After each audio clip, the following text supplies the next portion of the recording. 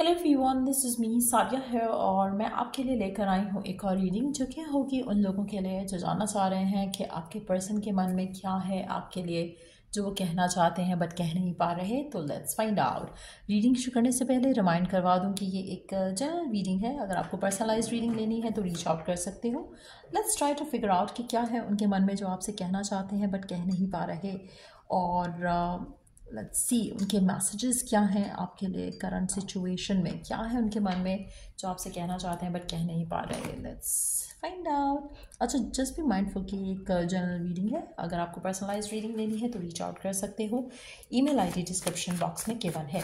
सो card shuffle करते हुए अपने पर्सन के बारे में सोचो ताकि हम उसकी स्पेसिफिक एनर्जीज को भी टैप इन कर सकें।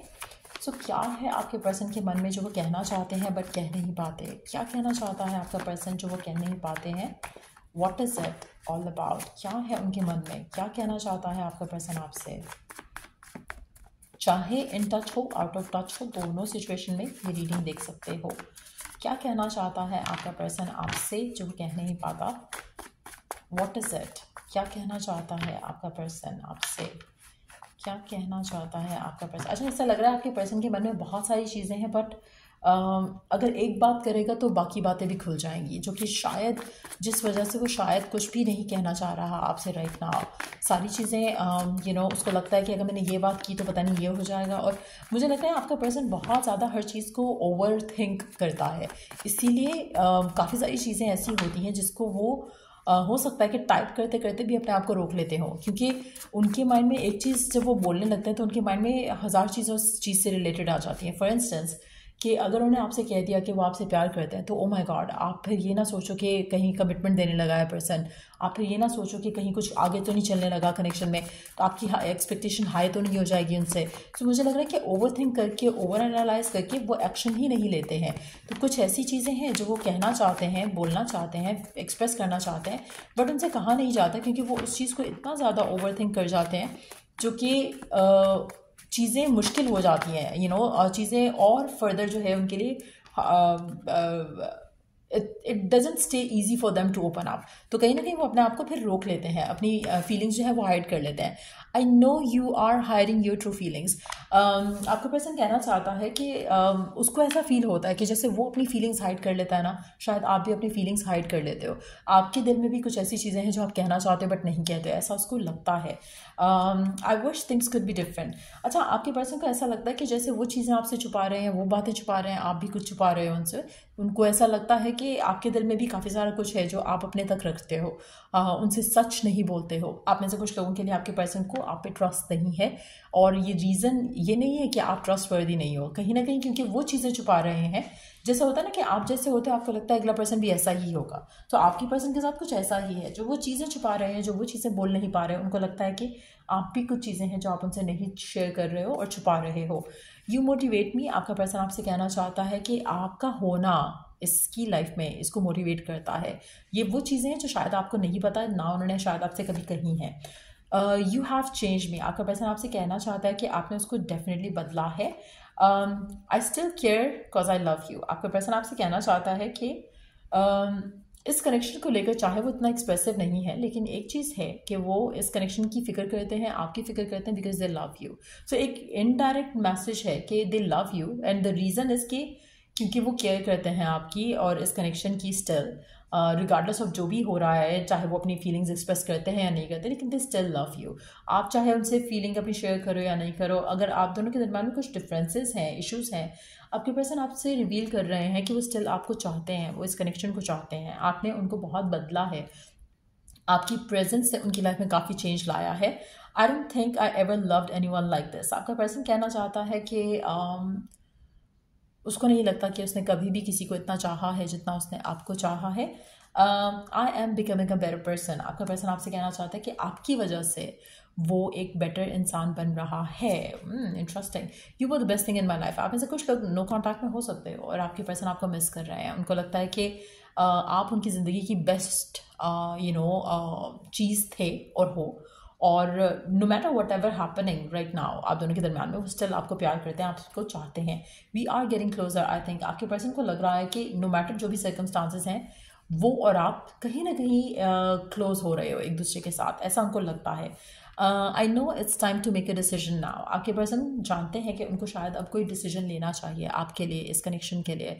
हो सकता है कि इट्स डिसीजन कि आपके लिए एक्शन, आपकी तरफ एक्शन लें। हो सकता है ये डिसीजन ये हो कि आपको कमिटमेंट देना चाहते हैं या आपके लिए स्टैंड लेना चाहते हैं फैमिली के सामने। तो दोनों सिचुएशन में वर्कआउट हो सकती है सिचुएशन। लेट्स सी कि और क्या है उनके मन में जो कहते नहीं हैं आपसे बट कहना चाहते हैं, उनके दिल में है और वो कहना चाहते हैं बट उनमें हिम्मत नहीं है कहने की। लेट्स सी क्या है। They have hurt me. आप में से कुछ लोगों के लिए आपके पर्सन का पास्ट भी हो सकता है एक रीज़न जिसकी वजह से चीज़ें ऐसी हैं जैसी हैं, और आपके पर्सन आपको कहना चाहते हैं कि लोगों ने उनको हर्ट किया है, इस वजह से शायद वो आपके साथ उस तरह से ओपनली इन्वॉल्व नहीं होते हैं जैसा कि होना चाहते हैं। अपनी लाइफ में वो ड्रामा नहीं चाहते, उनको अपनी लाइफ में ड्रामा नहीं चाहिए, ना फैमिली का ड्रामा चाहिए, ना आपके साथ कोई लव लाइफ का ड्रामा चाहिए। उनको सब कुछ स्मूथली चाहिए अपनी ज़िंदगी में। The passion I feel is overwhelming, I don't know how to handle this. आपका पर्सन आपसे कहना चाहता है कि उसकी ज़िंदगी में आपको लेकर जितना वो पैशनेट फील करते हैं इट्स टू ओवरवेलमिंग उनके लिए।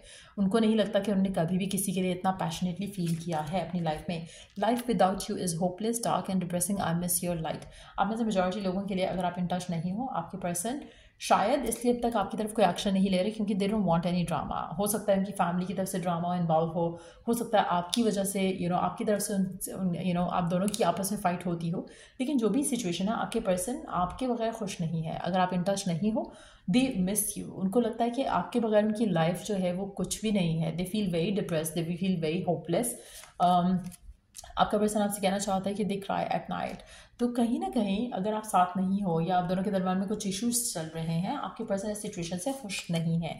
आई can't take it anymore. अगर आप दोनों इन टच नहीं हो तो आपके पर्सन आपको बहुत जल्द कॉन्टैक्ट करेंगे because they can not handle this situation any more. उनको लगता है कि वो आपके बगैर नहीं रह सकते, उनको आपकी तरफ एक्शन लेना पड़ेगा। सो आप में से कुछ लोगों के लिए मुझे लगता है कि आपके पर्सन जो हैं आपके बारे में किसी से बात भी कर रहे हो सकते हैं अगर आप इन टच नहीं हो। और अगर ऐसा है तो वो किसी को ये भी कह रहे हैं कि ये कनेक्शन जिस तरह से ख़त्म हुआ या इश्यूज़ की वजह से जो भी ब्लॉकेज आया है राइट नाउ, वो इस पूरी सिचुएशन से बहुत हर्ट हुए हैं। But at the same time उनको कोई ड्रामा नहीं चाहिए, वो चाहते हैं कि सब कुछ स्मूथली हो जाए हैंडल। Is it over? आपके पर्सन कभी कभी क्वेश्चन करते हैं खुद से कि क्या सब कुछ ख़त्म हो गया है, क्या is it like done deal अभी जो कनेक्शन में चल रहा है। Don't treat me the way you do, I don't deserve it. आपके पर्सन को लगता है कि ऐसा नहीं होना चाहिए।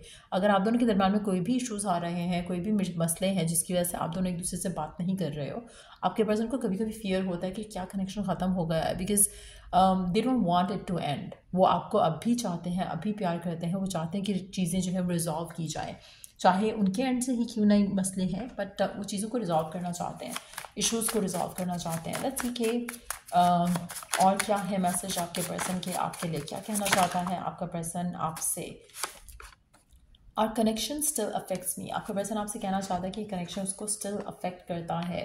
इन टच हो, आउट ऑफ टच हो, दोनों सिचुएशन में I am a better person because of you. आपका पर्सन अपना जो अच्छा होने का क्रेडिट है या अपना चेंज होने का जो क्रेडिट है वो आपको दे रहा है। वो आपको कहना चाहता है कि आपकी वजह से वो एक बेटर इंसान बन चुका है। I pray affirm and believe we will be together again forever. आपका पर्सन होपफुल है कि आप दोनों फिर से एक दूसरे के साथ आओगे। I should have been honest with you about my intentions. आपके पर्सन को कभी कभी ये भी लगता है कि मुझे शायद ऑनेस्ट होना चाहिए था अपनी कम्युनिकेशन में, अपने एक्शन में, अपनी इंटेंशंस में आपके साथ, जो कि शायद वो नहीं रहे। सो वो भी एक रीज़न हो सकता है जो आपके रिश्ते में नेगेटिवली इन्फ्लुएंस किया हो। लेट्स सी आने वाले दिनों में आप क्या देख सकते हो इस कनेक्शन में, क्या होगा आगे इस रिलेशनशिप में, क्योंकि ऐसा लग रहा है आप दोनों के दरम्यान में या तो इश्यूज़ हैं या फिर ऑलरेडी आप लोग नो कांटेक्ट में चले गए हो। लेकिन लेट्स सी कि आने वाले टाइम में आपके कनेक्शन में क्या होने वाला है।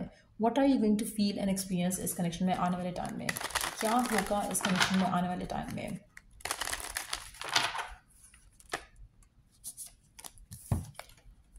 वाओ, आपके जो भी ड्रीम्स हैं, आपके जो भी डिज़ायर हैं इस इंसान को लेकर वो पूरे होंगे। आप में से मेजॉरिटी लोगों के लिए आपको एक पर्सन प्रपोज भी करेगा।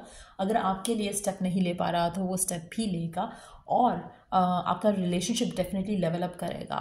चाहे अगर अभी नो कांटेक्ट है तो कम्युनिकेशन हो जाएगी, अगर इन टच हो और इश्यूज़ आ रहे हैं तो आपके पर्सन आपको इश्यूज़ रिजॉल्व करके आपको प्रपोज कर सकते हैं। अगर आपकी जो भी विषय करंट सिचुएशन में पर्सन को लेकर, रिलेशनशिप को लेकर इस इंसान के साथ आपकी वो विश पूरी होते मैं देख रही हूँ। तो अगर नो कांटेक्ट में है, आई एम श्योर कि आपकी विश होगी कि कांटेक्ट हो जाए, तो कांटेक्ट हो जाएगा। अगर आप इन टच हो, फैमिली नहीं मान रही, आपकी विश ये है कि फैमिली मान जाए, तो फैमिली मान जाएगी। जो भी आपकी करंट विश है इस इंसान को लेकर आने वाले टाइम में, वो आपको विश पूरी होते दिखेगी। आप में से कुछ लोगों के लिए प्रपोजल भी आ रहा है पर्सन के एंड से। सो ये थी रीडिंग आप लोगों की। अगर आपको इस रीडिंग से हेल्प मिला है, गाइडेंस मिली है, तो लाइक शेयर सब्सक्राइब जरूर करो। Till I do the next read, take care, bye.